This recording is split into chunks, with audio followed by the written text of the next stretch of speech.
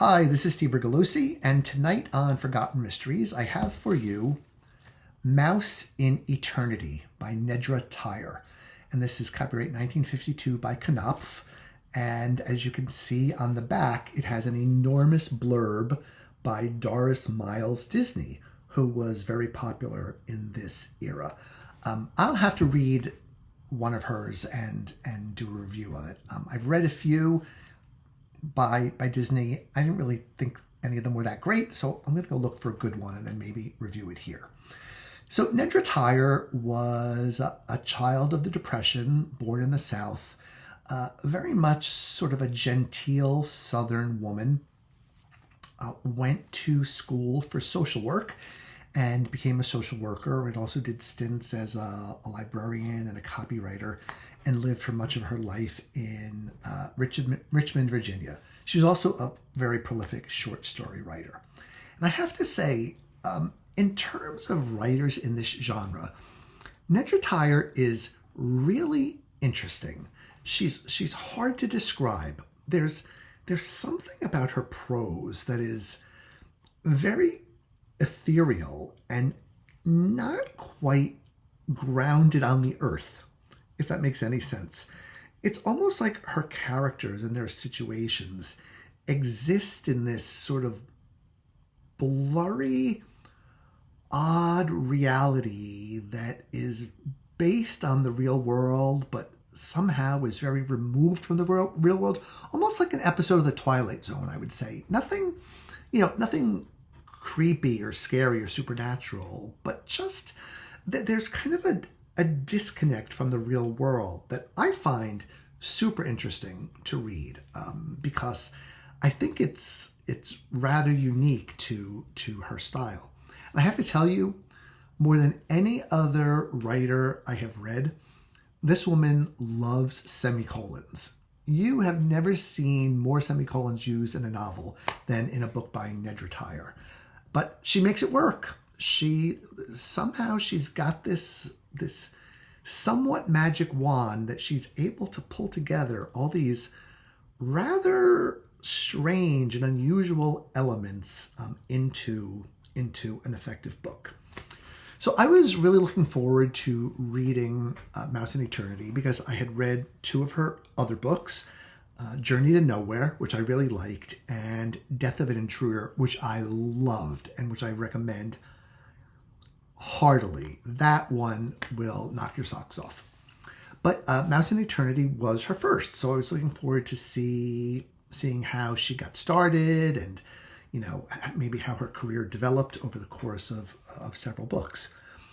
And so what I would say is with this book, I see some of the strengths that she exhibited in later books, but also one or two weaknesses that I'll share with you. But first, let me tell you a little bit about the plot. So the book takes place, for the most part, in a world of women. It takes place, the main setting is a social work agency in Atlanta. And all the social workers are women, and they do what social workers do today. They go visit their clients, they try to make a case for aid or,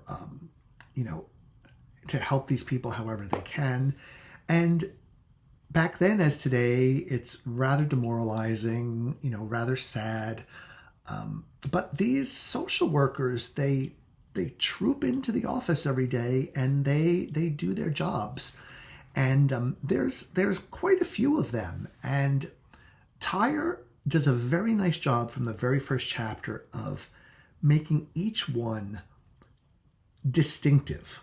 You know from the minute they are introduced and described who they are. They're all characterized very, very nicely. And this is a first-person narrative. The narrator is Jane Wallace, and she's a little bit of a sponge. She doesn't have a lot of personality of her own, but she kind of drinks in and observes what she sees in the social workers around her. The novel kicks into gear with the death of the manager of all of these social workers, Mrs. Patch, who is just a vicious, harpy, hag, horrible woman who everybody agrees overtly should die. So it's always fun when a character who so much deserves that fate gets it. I mean, I'm joking, but you know what I mean. It's, of course, it's very disorienting to the women in the office. And Jane, because she herself is very interested in mystery stories, she kind of begins, first of all, she finds the body. And that kind of stimulates her to begin asking questions, digging a little deeper, trying to find out what happened. And the plot proceeds from there. So a couple things that Tyre does really well. Like I said, her style is unique. So that makes this book kind of, it holds your attention because you have to pay attention to what is going on. And you sort of want to savor her prose because she makes really interesting observations. One of which, my favorite in the book, was that they say that the cure for everything in Atlanta is 2 aspirins and a Coca-Cola. Which I say, oh, I'll have to remember that next time I have, a headache or a stomachache. She does a really nice job of creating this macrocosm of social work. And she clearly, because it was what she did in her own career, she knew that world very well. And I have to tell you, the pathos with which she draws the clients and these cases is pretty remarkable. To the extent that it really reminded me of Nathaniel West's book, Miss Lonely Hearts. And no sooner had I had that kind of insight when I was reading than Miss Lonely Hearts is name-checked in the book. So you could tell that Nedra Tyre was really influenced by that book. Another thing she's excellent at, her ear for dialogue is superb. I mean, she, for not only the way people speak, but also the way people write, often the clients of her social work agency or her district, she just gets kind of every nuance of their speech and their self-presentation down there on the page. It's a marvel to read, and probably, I would think, I don't teach creative writing, but maybe should be required reading for people who want to write creatively, to understand, to put oneself in the shoes of others, very different from oneself, and be able to convey their thoughts and their feelings. So very well done. However, the book is not perfect. I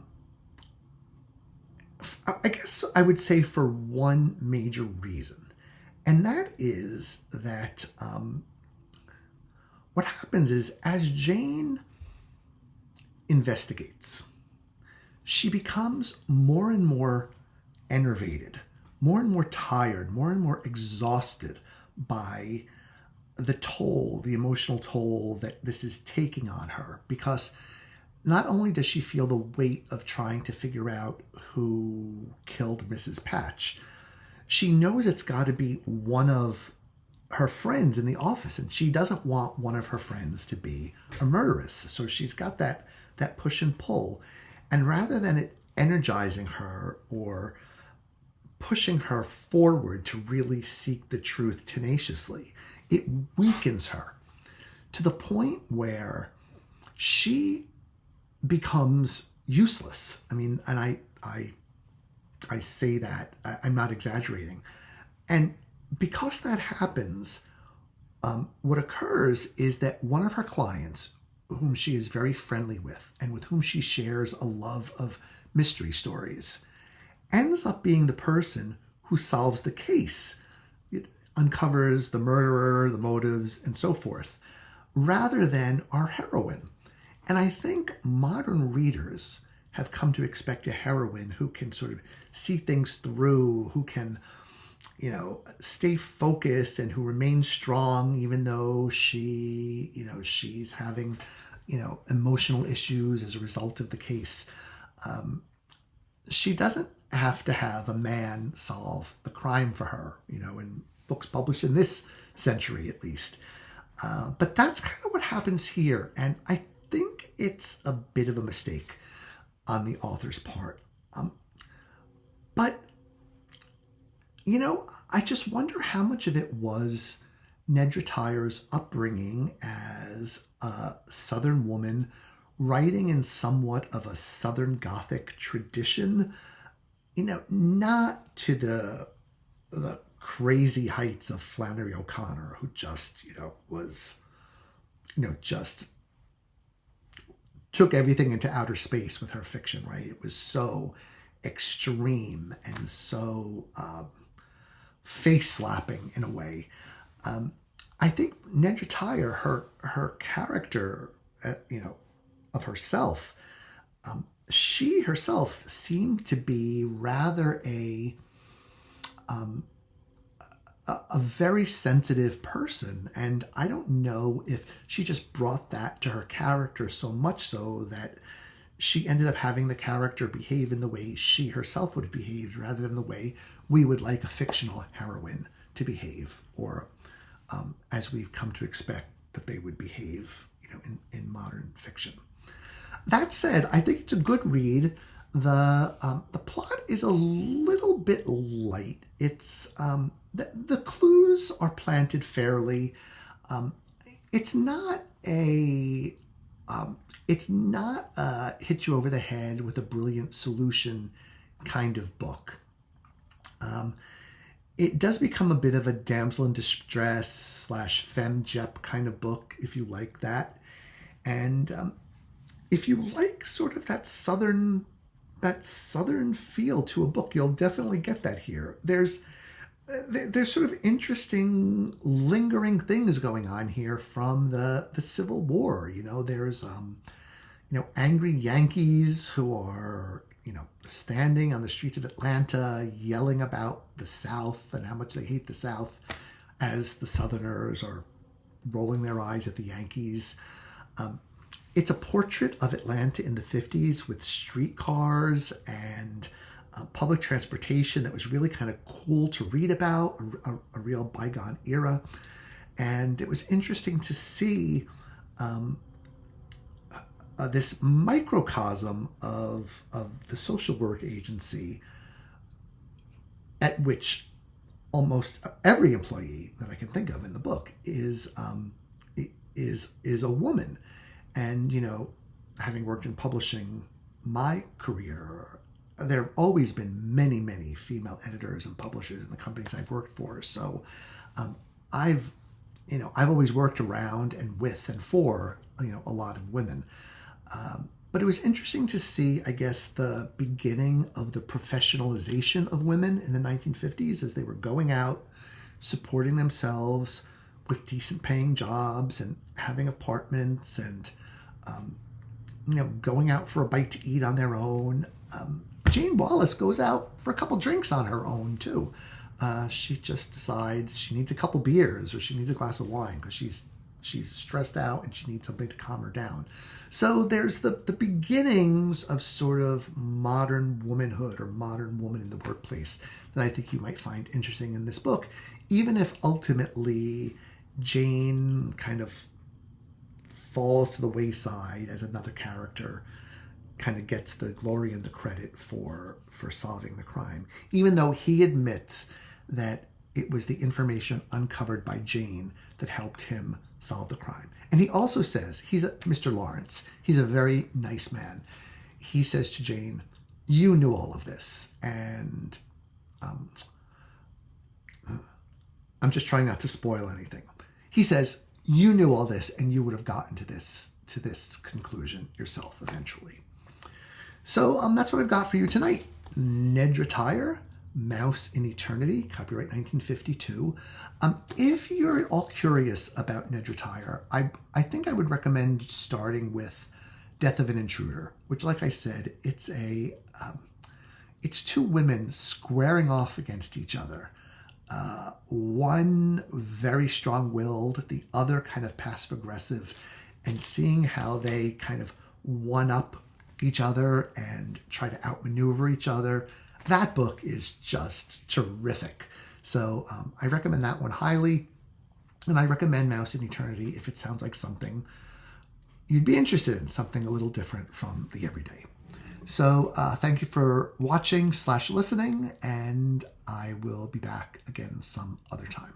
By the way, if anybody has any recommendations for how I can make these videos better, longer, shorter, different kinds of content or whatever, I'm all ears. I just, as I say in my manifesto video, I really want the videos to be kind of a dialogue where we get to look closely at a book rather than reading a one-paragraph review, in Publishers Weekly, or a one-sentence review. I liked it on Goodreads, or one-sentence review. This book sucked on Amazon, right? I kind of long for richer conversations about the books that I read, and I'm hoping that this channel does that. So, okay, so that's my request for you, and I will once again say good night.